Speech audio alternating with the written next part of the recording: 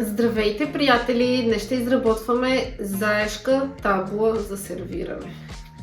Но първо ще си сложим маската, защото без защита не може. За да предпазя ръцете си, ще използвам тези напръсници, защото ми е по-удобно да работя с тях, отколкото с ръкавици, тъй като са ми по-широки и ми се изхлузват. Надявам се да ме чувате добре с маската, но няма как.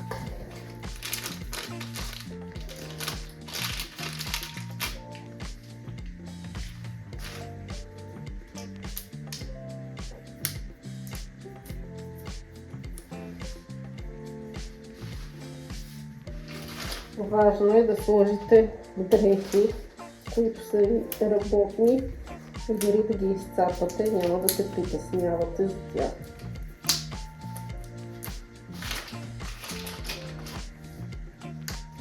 Обикновено тези три пръста са ми най-активни, така че няма да слагам на всички пръсти.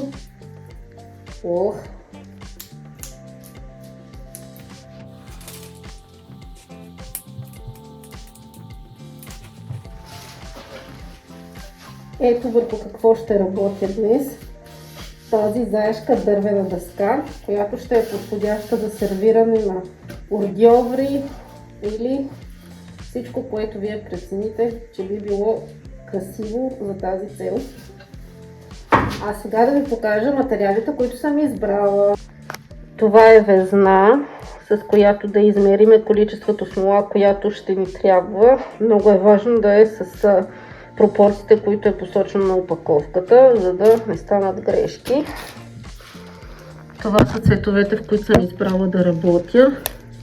Ще използвам това най-горното жълто и най-горното зелено, бял цвят, златист пигмент. Задължително ми трябват такива щипки, пинцети, защото се налага да вадя някакви неща. Тук са ми цветовете, ако нещо реша да си сменя мнението. Смолата, която използвам, тя е на Art Home в случая. Това е горелка, защото с нея ще вадя балончетата, които ще се образуват. И чаши, в които разбъркваме смолата. Хайде да започваме! Смолата, която използвам, се разбърква в равни части, едно към едно. Започваме. Чашката ми е 4 грама. Натискам On, за да премахна грамажа на чашката. И сега да мога да измеря точно количеството смола. Това е втвърдителя. Ще използвам 50 грама втвърдител и 50 смола.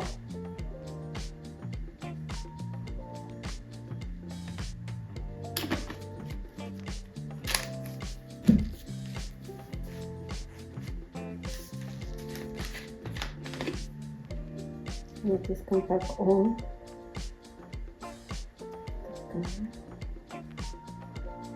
И изливам смолата, като внимаваме да не прекалим с количеството.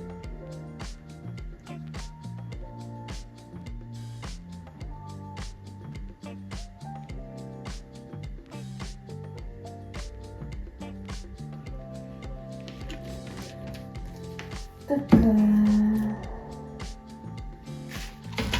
Сега бавно започваме да разбъркваме смолата. Около 2-3 минутки, за да се разбърква добре, и изтъргваме дъното много внимателно, за да може хубаво да се смесят компонентите. Препоръчително е бавно разбъркване, за да не се образуват много балончета, а и да може много добре да се смесят смолата и втвърдителя. Иначе в противен случай няма да може да се получи втвърдяването на смолата.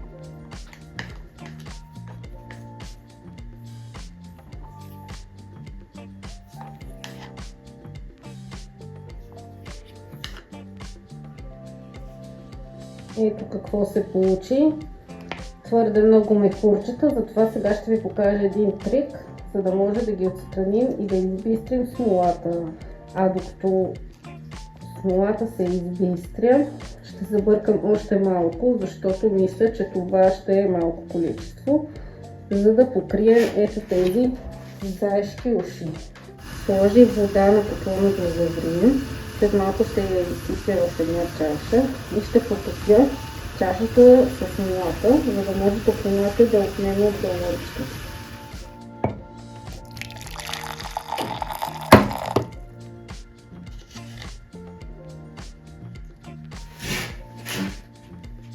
През това време, както казах, ще забъркам още с малко смола, за да сме сигурни, че ще си свършим работата до край.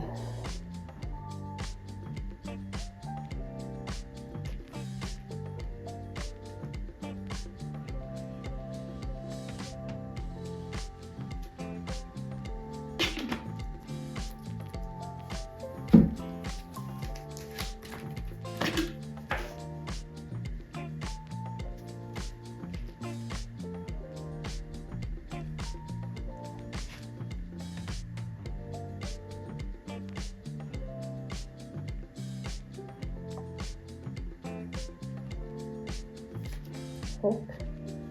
И тук сипах малко повече. За това ще добавя сега. Трябват ми още 6 грама. Трябва да внимавам много.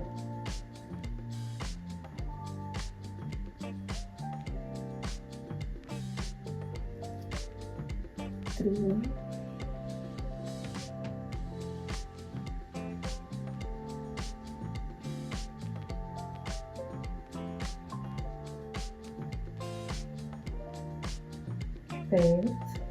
И още спеса малечко.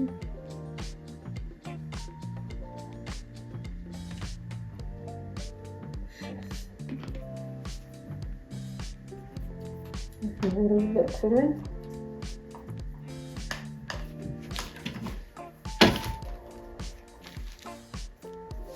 Да видим тук какво се случва. О, да. Смолата започва да се избистря. Вижте как в началото смолата е мътна и в процеса на бъркане тя започва да се избистря и да става прозрачна. Това е много важно, защото ако е мътна, това означава, че не е добре разбъркана. Ето и тук се получиха доста балончета. Тази смола, която използвам, е по-гъста, с по-висок вискозитет, заради това и така се получава. Сега и нея я оставям в топлата вода, взимам другата и започваме да правим цветовете, защото имам само 30 минути свободно отворено време за работа, преди тя да започне да се втвърдява. А с времето, което отне обезвъздушаването, имам горе-долу около 20 на минути за работа. Така че, нека започваме. Сега идва интересната част, креативната част, цветовете, изливането и ще ви бъде още по-интересно. Хайде да видим какво стана. Ето я, бистра смола. Точно това тъсна като ефект. Слагаме тук да подсушим. Важно е да пазим повърхността суха и чиста, защото иначе това също коства риск да не може смолата да се втвърди. Не трябва да попада нито върху смолата нещо, нито върху материала, който използваме. Поставяме тази чаша тук и започваме да правим цветовете. Откушаваме чашата.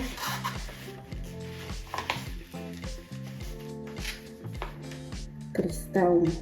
Красота! Ето, да знаете този трик. Ако нямате обезвъздушител, защото се продават такива, но са доста скъпи, ако сте съвсем в началото и все още нямате висок бюджет, ето това е един невероятен трик, да може да си обезвъздушите смолата. Сега разпределям смолата по чашите. Не е нужно да е в равно количество. То стана прегряване. Ето това не трябваше да се получава между другото. Видяхте сега какво не трябва да се случва. Смолата не трябва да се прегрява, защото сега не може да се работи с нея. Това отива на боклука директно. Казва се, че и чашите са ми свършили, но добре, че намерих някакви забутани. Сега ще ги подсуша набързо, ще ги изчистя и започвам. Нека започнем, че не остана много време.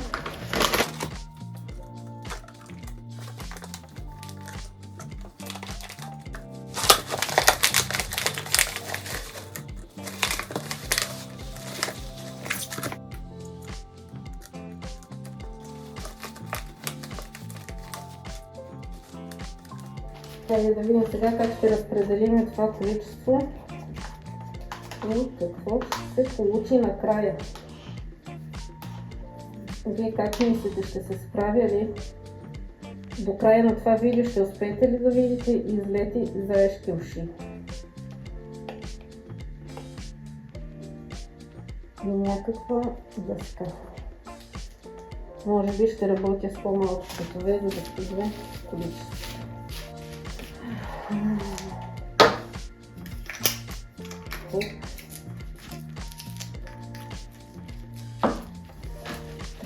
Друга шпатула. Сега, тъй като количеството е доста малко, да ви кажа, че няма значение по колко ще изсипете в... Не е нужно да е на равни части, няма значение как ще разпределите смолата. Важно е, нали, от кой цвят колко ще искате да използвате. Може да се твърди или да започне да лепне, както се случи при прегряването, така че не трябва да се прекалява и с количеството пигмент. Ще сложа още малко, защото цветът стои много прозрачен, а аз искам да е по-наситен. Сега ще използвам тази част, за да си взема още малко.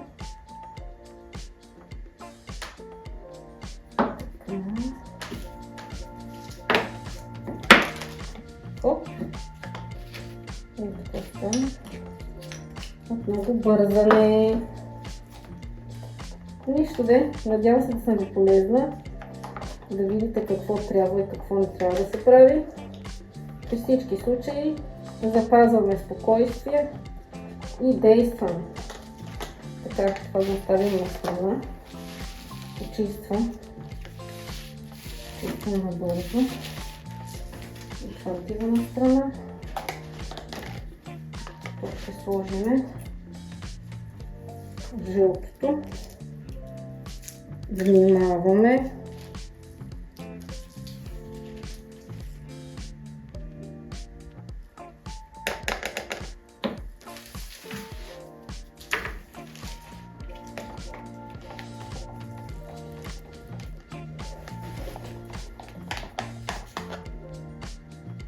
Прекрасно. И белият цвят.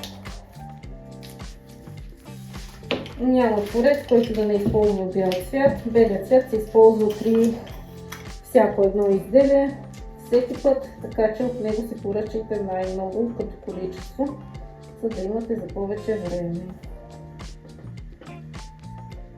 Прахообразните бои и тези на алкохолна основа са най-добрият вариант. Не купувайте бои на водна основа, когато работите с смола. Защото ще ви прецакат смолата и няма да може да направите нищо. Няма да се втвърди. Оп. След малко ще ви покажа и алкохолна боя как изглежда. И идва най-интересната част – изливането. Тук вече проявяваме творчество и въображение. И внимаваме да не бутнем чашите и да не си разлеем смолата.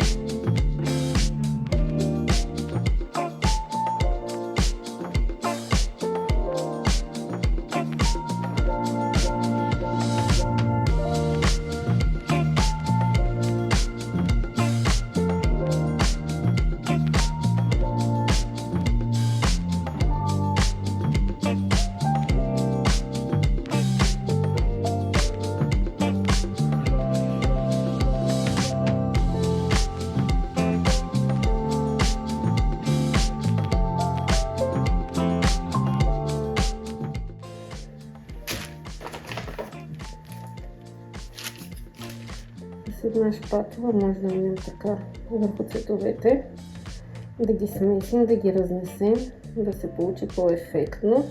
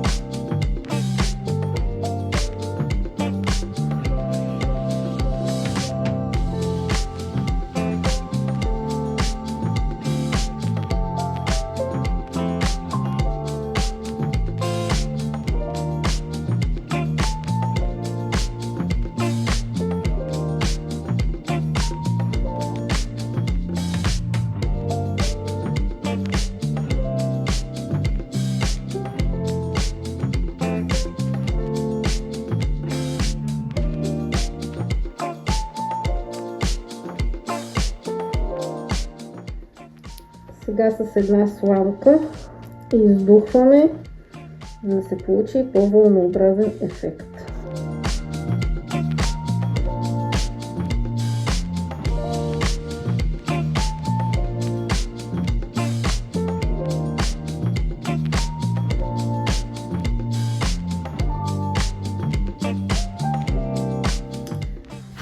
Приключих с първата дъска. Готова е. Сега я оставям да стяга, но интересното е, че остана още смола. Въпреки гафа, който се случи, че прегрях смолата, се оказва, че има още смола. Първите цветове останаха, сега към тях ще добавя още малко нюанси на малко по-тъмни цветове, за да видим какво ще се случи и да придобие малко по-различен ефект. Хайде да продължаваме. Явно това видео не е приключило, така че имате още малко да гледате. Сега ми се да добавя по-тъмен цвят в светлия.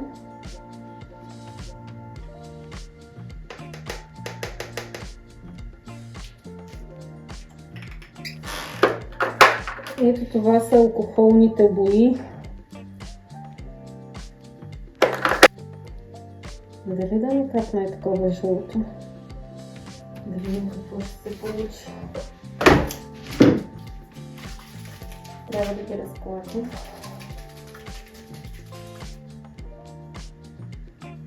Интересно.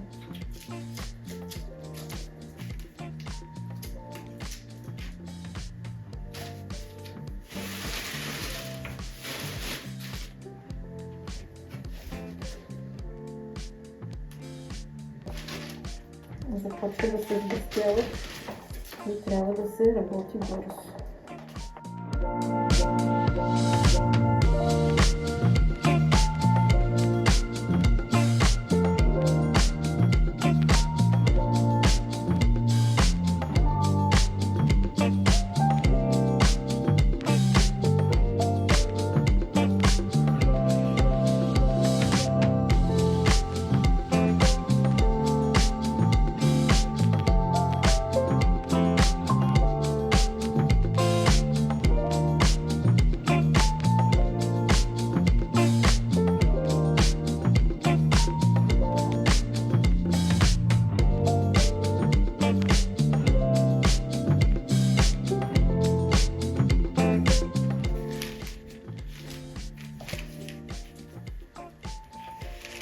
Постоянно нещо се трие, завърсва, шалката с смола и така.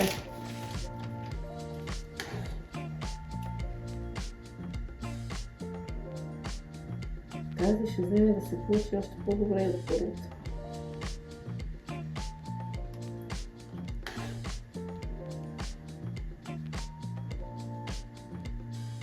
Въпреки че изобщо не я бях предвидила, дори не знаех, че ще остане количество за двете дъски, особено след гафовете, които се случиха. Пък то вече се оказа, че май едното количество беше излишно, само дето загубих смола.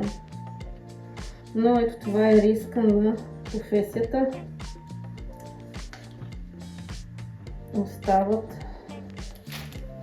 доста... О-о!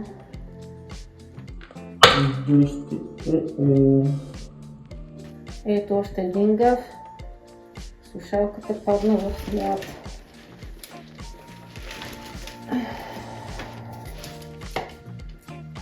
Тази слушалка няма да може да се използва повече. Виждате ли какви неща се случват по време на работа?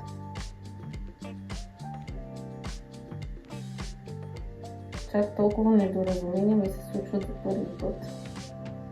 Не знам защо така, но явно това е трябвало да се случи.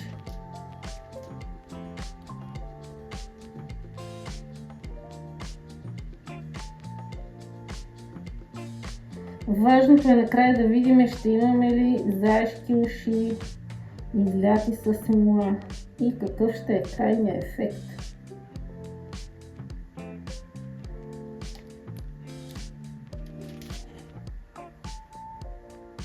Че и на мен ми е много интересно, ще се получат ли нещата. Вие как мислите? Какво бихте казали от всичко видяно до тук? Как е работата с епоксидна смола? Как ви се струва? И имали ли сте намерение и искате ли да правите нещо такова? И като трябва да сте подготвени за всички тези неща, които видяхте в това видео.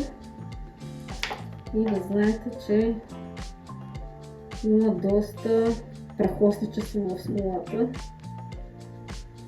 Много фира, както се казва, ще давате. Но няма как, това са рисковете на професията.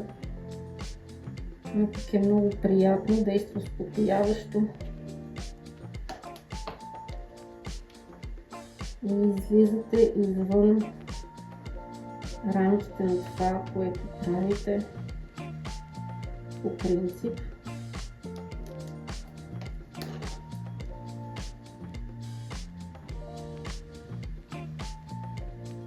Това ще е последния слой, който слагам, финален. И сме към своя край.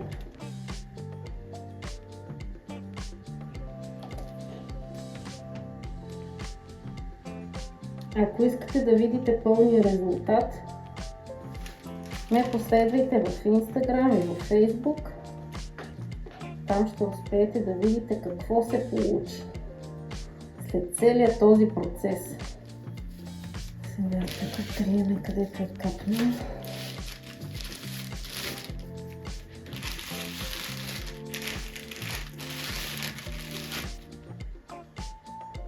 Ето това, затова са накръстниците, защото накрая винаги има един момент, в който триете, премахвате нещо, отстранявате и заради това ръцете трябва да са покрити.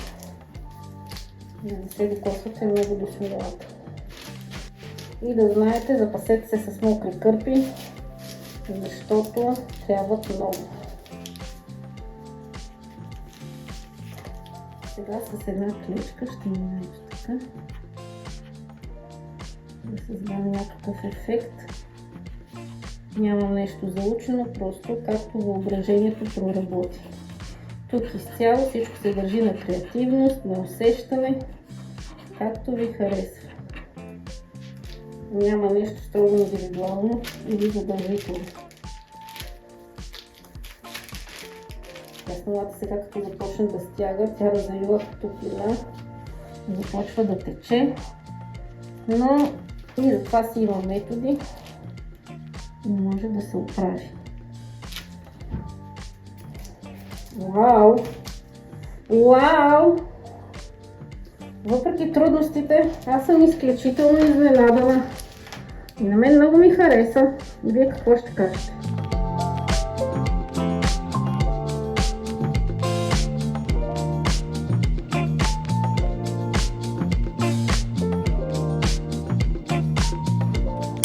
Минавам с газовата запалка, за да не използвам горелката, тъй като тя е по-силна. Да отнема балончетата, ако са останали такива. И да оставя изделието, творението да стяга.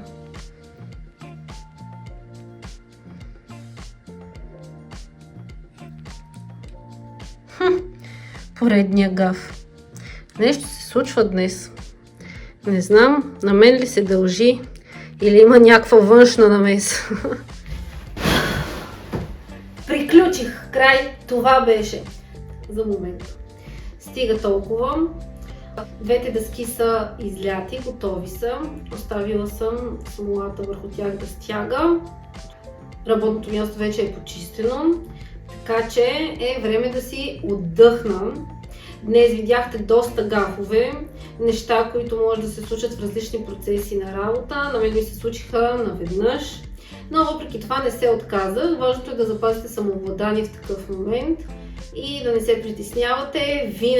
Винаги всичко може да бъде поправено, винаги има резервен вариант, само да имате желание, въображение, да ви е интересно, да ви е приятно и нещата се случват.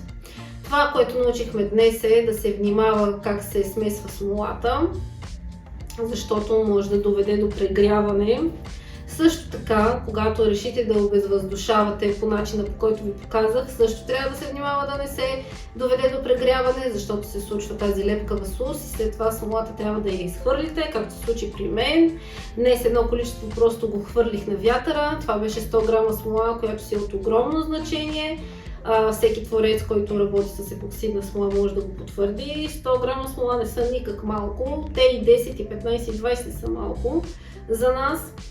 Но случват се и такива неща.